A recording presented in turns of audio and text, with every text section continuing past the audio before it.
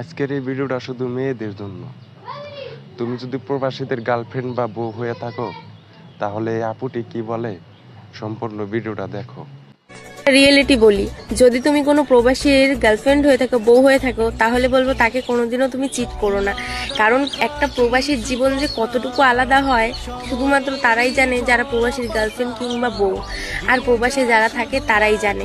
কারণ জানো তো কি, সেই যে তারা বিল্ডিংয়ের ওপরে কাজ করে, টাওয়ারের ওপরে কাজ করে, এমন এমন কাজ করে যেটা আমরা ধারণাও করতে পারি না।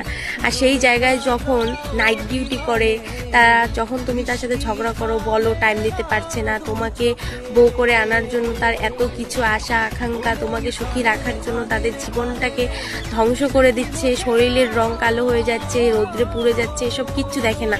তারপরও যখন রাত্রেবেলা আসে তোমার সাথে ঝগড়া করে, আর তুমি তখন কি করো? তার সাথে ঝগড়া করে সে ভাত খায় না, তুমি